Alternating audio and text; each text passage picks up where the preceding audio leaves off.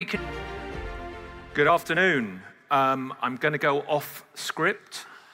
Could you put your hand up in the audience if you'd like to own a sports team? Oh, we've got some convincing to do. Anyway, I wanted to introduce the panel.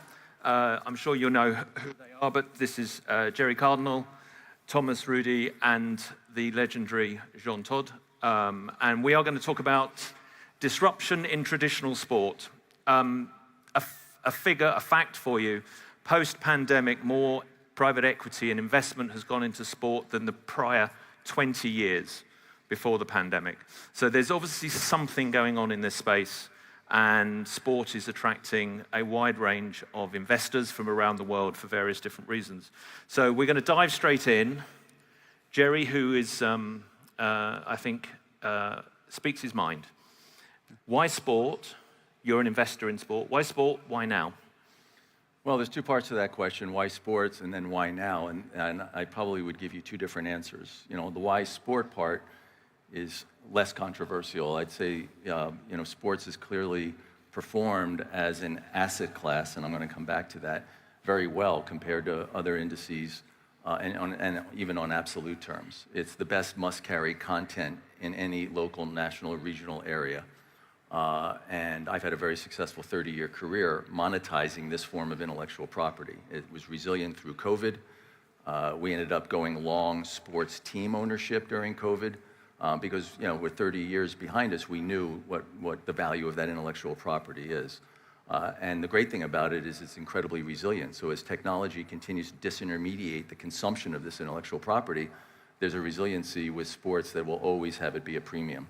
On the second part of your question, why now? That's a little more controversial. I actually am not that bullish on sports team ownership right now for new entrants. We have our platform companies with Fenway Sports Group and AC Milan, but I'd say for new entrants looking at owning a sports team, this is very treacherous times. I'd say that you've had this massive escalation in valuations, but none of the people or the infrastructure really has kept pace. And so the only way anyone should consider investing in sports today at this moment in time is if you have a company building mentality and you are going to be very hands-on in finding ways to monetize that intellectual property. Excellent. Thomas? Yeah, well, I think Nelson Mandela said sport has a power to unite the world, and it really transcends cultures, countries, continents, and more than anything, it's something we can agree or disagree on the outcome of a football game and kind of a friendly dialogue about it, and that's really the fun of the sport. No other sector brings passion together in the way that sports does. So from an addressable market and a dedicated consumer, sports is quite attractive. From the investment perspective, I believe in live sports and the value as a media asset, right? You can watch a TV show now on Netflix, on streaming, on TV, everywhere else, but a live game is a live game is a live game that only has value once. And so as more people have the ability to access sports and the demand goes up, but the supply stays fairly flat, the value of sports goes up. And John, you were Formula One, Ferrari, at a time when a lot of money came in. Was your take on that it was a positive overall to have this investment in one particular sport that you were very close to? Clearly, it has been a great evolution. If we speak about Formula One, Formula One now is a global sport. You have three global categories in the sport. You have the Summer Olympic Games every 4 years. You have the Soccer World Cup every 4 years, and you have 23 races of Formula One every year all over the planet. And you can see the two regions around the world where Formula One has increased is the Middle East. You have one race in Abu Dhabi, one race in Bahrain, one race in Qatar, one race in Saudi Arabia. And you have the US with now 3 races. Yep. One in Miami, Austin, it was last weekend, and Las Vegas for the first time, night race in 3 weeks. So, that's fascinating. And that's a consolidator for the whole planet. Everybody, there is no controversy about the sport. Everybody has a passion for the sport. So I'd like to just talk about investment for a little bit in terms of where the money's going. It seems to me you're not particularly bullish on teams per se, but what about disruption of formats, which is obviously you have Live Golf, there's IPL cricket, which is very big in the Middle East and India, which was a format change. If you were advising anyone in the room, is it better to put $1 of investment in a disruptive format or $1 of investment in a team, or keep it in your pocket? Well, look, I'm not sure those are, the question's presented in a binary way. I'm not sure it's not more interlinked. I mean, what I've been doing in my career is a form of disintermediation. And what I really love about what I see our colleagues here some of our colleagues here in the audience doing is a form of disintermediation. Disintermediation doesn't have to be a bad word. It's a positive. Capitalism is based on that. And so I would tell you that, when you look, a lot of the disintermediation comes in the aggregation of teams, which tends to be around leagues. Yep. Right? And, if you subscribe to my view on the value of these sports teams as intellectual property, then you should subscribe to my view of leagues as an aggregator of intellectual property, and they're not immune from disruption. Mm-hmm. They need to be disrupted. They need to be disintermediated. They are multi-billion-dollar live event entertainment aggregators. And what's happened though is that I think all of the sports ecosystem has been caught off guard. The disintermediation is coming and it's happening. Yep. They're not prepared for it. Yep. And so I would say that to answer your question, an incremental dollar of capital, I would always look to see if that incremental dollar can go into a disruption or a disintermediation. But the challenge with that is you have to have had a lot of longevity in sports to be able to manage that disruption and disintermediation responsibly. And I think a great example of disruption happened right here in the Kingdom with the creation of Live Golf, right? Yep. You're going from 4 days to 3 days. Players have to travel less. You call it golf but louder, right? Which is the right approach for making golf more exciting.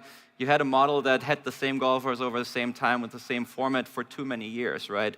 And a governing body that got quite content with the way they were producing their content and their live production. So all of a sudden you have something that obviously the traditional golfers might take a little bit longer to get acquainted with and agree with. You always have pushback when you disrupt, and that's what you have to see through. But for a younger audience, this is great, and I really see this happening in tennis. Right? You're at a point right now where effectively the greatest tennis players of all time are retiring. Djokovic is still playing. Nadal is at the end of his career. Federer has retired. They have dominated the Grand Slams in the last few years. Serena Williams on the women's side is done as well. So now's the time is ripe to spend some money and disrupt it there. That's a good point, and I would just say one thing that for those of us who have been participating in the sports ecosystem for a long time, I would like to see more embracing from the existing establishment in this form of disruption. These things don't have to go in a contentious way. If I was the incumbent, I would be embracing guys like us in that form of disintermediation. It is a positive. It's Darwinian, and I think we know as students of history that that's on our side. So there's a purely an investment angle, but one of the things about sport that I've noticed is that we talk about fans and not customers.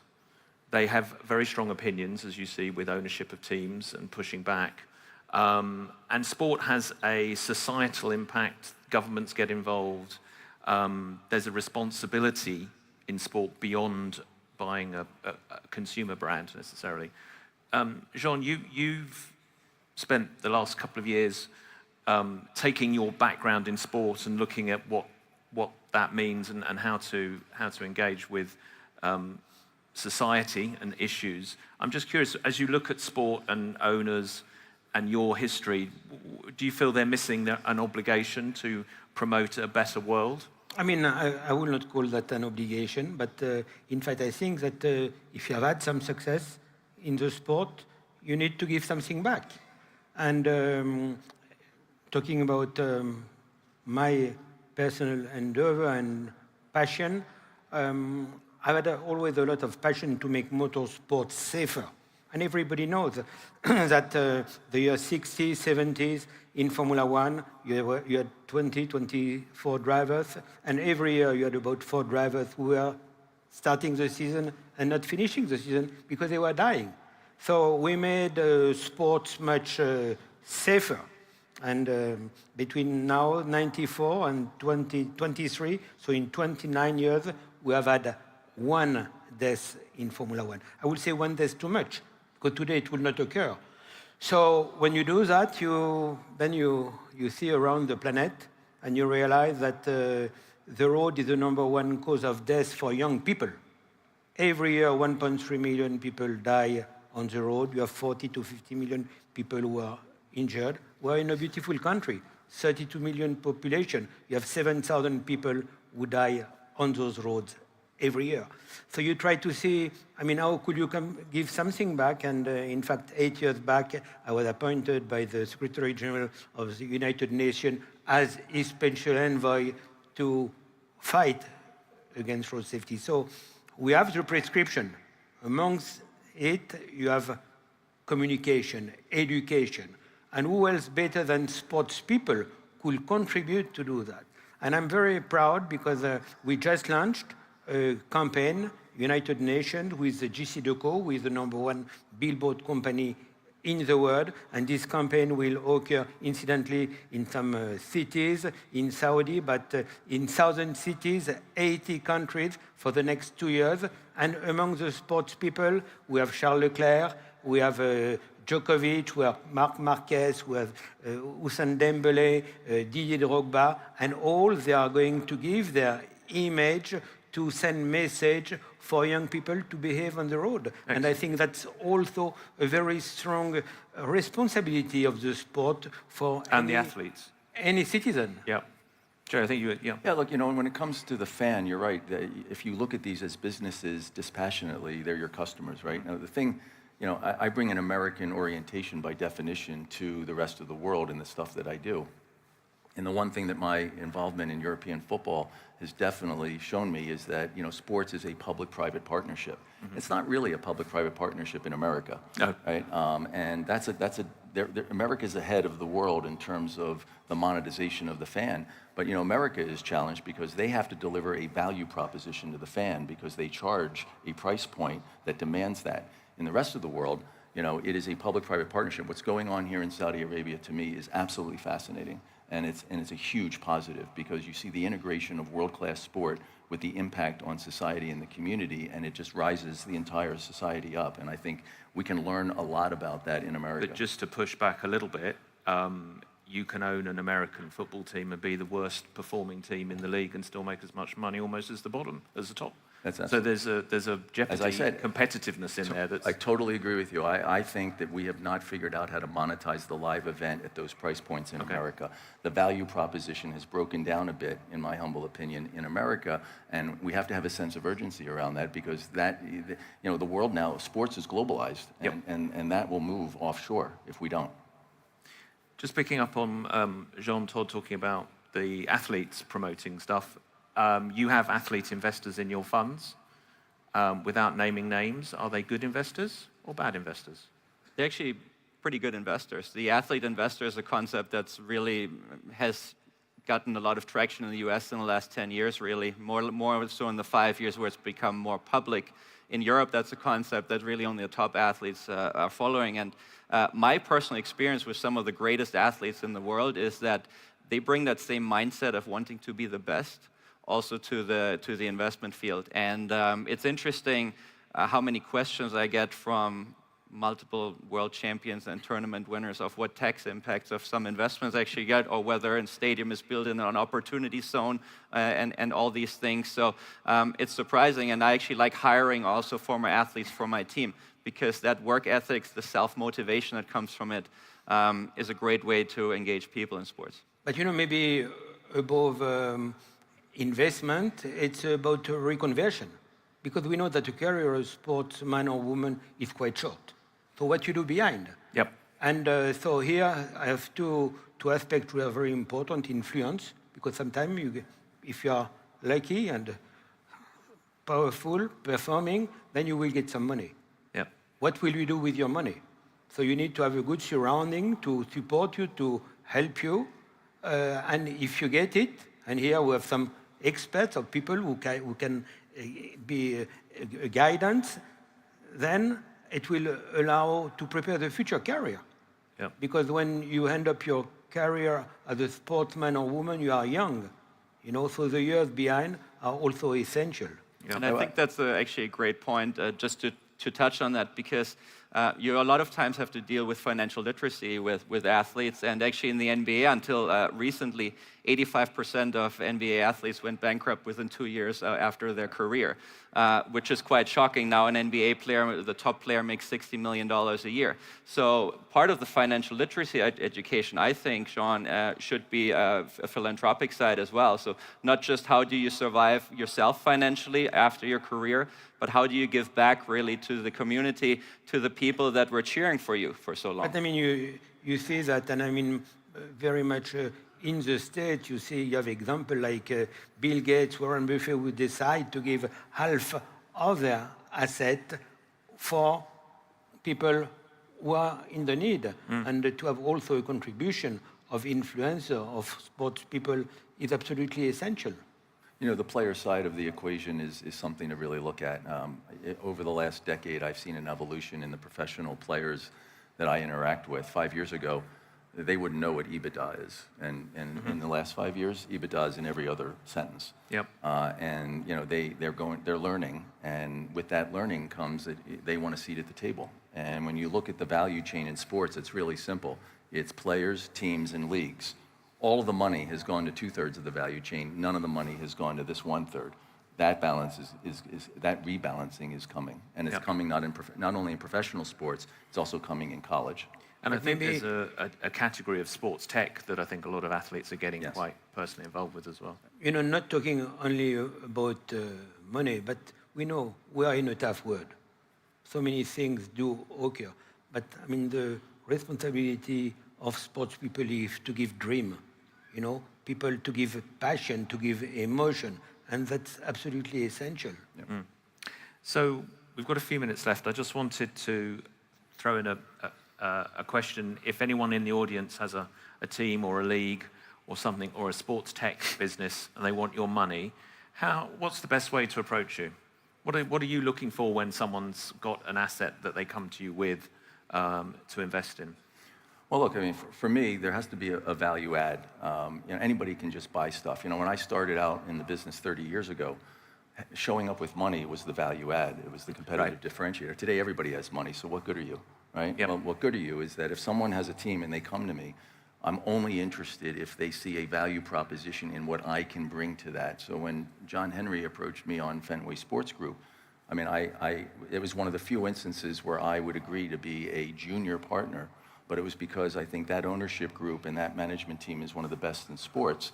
I think I can learn from them, and I also think reciprocally I can add value to them. And as you see, when we started, we had Liverpool, we had the Boston Red Sox, we had New England Sports Network. But when I got involved, we now own LeBron James's media company. We bought the Pittsburgh Penguins, and we have a very interesting expansion project going on in Las Vegas, very multidimensional, where we're hopefully in partnership with LeBron, who came into the holding company with me when we invested, we will get an NBA expansion team.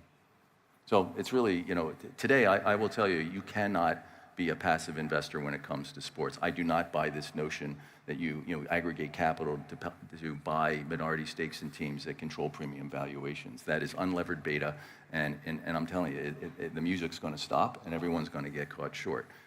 My only tolerance, and the only thing that I will do, is if I have a hands-on involvement in shaping that capital investment. And you've seen some sports where that's been the case. Rugby, I would argue, has been invested in, but not actively, and look where they are now, Yeah, look, I mean, no matter whether it's the NFL or whether it's a smaller sport, they're all incredibly legitimate in their communities, in their demographics, et cetera. And so it's all the same type of intellectual property. You just have to price it accordingly. Yep. Thomas? Yeah, and the way we invest at Lead is a little bit different from Gerry investing. We get in very early, pre-seed, seed, Series A, somewhat at the growth stage as well. And so first and foremost, we invest in people, just like other tech investors as well, right? If you look me into the eye and you can make me believe that you can execute on a vision, well, then that's a big plus. Big focus now given that capital is a little bit more constrained where the market is right now, also in sports.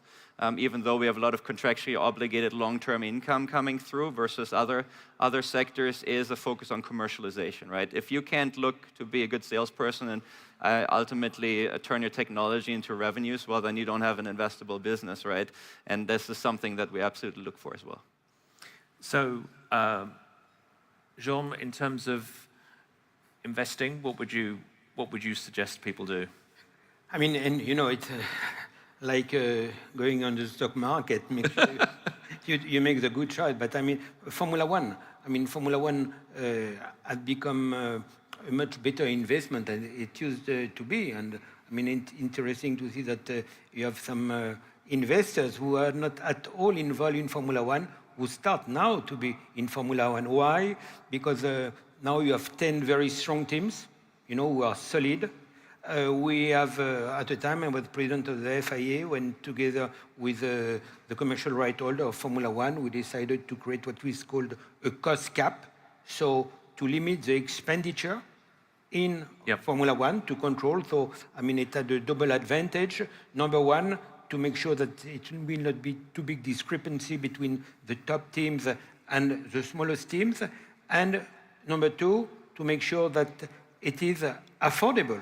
And immediately it has created a major interest from private sector to invest in Formula One. And it used to be a time where every year you had 2 or 3 teams who were getting into bankrupt, and now it's a solid, healthy business. Okay, so we have 2 minutes. I'm going to ask you a question that I didn't brief you on, so let me ask the question and then give you some time to think about it. The future, Thomas has already mentioned tennis, as an option for the future. I'm quite intrigued by sportainment, which is wrestling at one level, but actually there was a football match, soccer match, on YouTube the other day between the sidemen and the YouTubers, which filled a stadium with 80,000 people and had 200 million views on YouTube, and sponsors and media rights to some degree. Looking forward, what are you intrigued by in terms of either a sport or a category, and is wrestling sport? Right. Well, one thing you have to, I've always invested with a Venn diagram of sports and media and entertainment. Over the last few years, LeBron actually educated me that I'm missing a third leg of the stool, and that's culture. Right? Okay. And in America, culture is urban. In Europe, culture is fashion, which is an element of our investment thesis in AC Milan. The 2 areas that I'm intrigued by, I think, to answer your question, are leagues and youth sports or college. So on the league front, you know, these are the aggregators of intellectual property, as I said earlier, but they're not run that way. These should be multi-billion-dollar cash-flowing entities. And you know, controversially, I have said and I've advocated that when one of the leagues in America, take the Big Four, the next time they do a media deal, they should take 20 cents off the top and capitalize themselves. Now, you know, that's going to be hard to do because, you know, the cat's out of the bag and the owners are going to look at that and say, wait, you're taking money out of our pocket. But these leagues should be professionalized. These are mini Disneys. The teams themselves have become mini Disneys in a certain way, but they're only as valuable on the trajectory that they've been on because of what the leagues have enabled, and I think that's fascinating. The second thing is, you know, college sports. I mean, that's more unique to the American dynamic, but college sports is going to get professionalized. Thomas, you've got less than... I got negative time. 9 seconds. I see that. I'm looking at it. No. So first of all, I'll start with wrestling absolutely as a sport. Do you see these guys flying through the air and jumping off and hitting each other? Unbelievable. They're real athletes and good actors too, if you look at The Rock, for example. What excites me is really disruption, as we've seen it here, right? I mentioned tennis. I think there's going to be more sports formats that are going to be more made for TV. I think most of them will fail, but I think some of them will actually set ourselves up, and I think AI will play a big role, which will ultimately kill sports betting. Excellent. So sport betting is going to die because of AI? I mean, you know, what I feel fascinating is, I mean, the way you can have access to any sport you like. You know, now, with the new media, wherever you are in the planet, you can see what you want at the moment you want. And it's absolutely something we should realize how privileged we are. Oh, thank you. We've run over by a minute, but it was a good minute. So thank you very much. I'd like to thank the panel, and thank you for listening to us.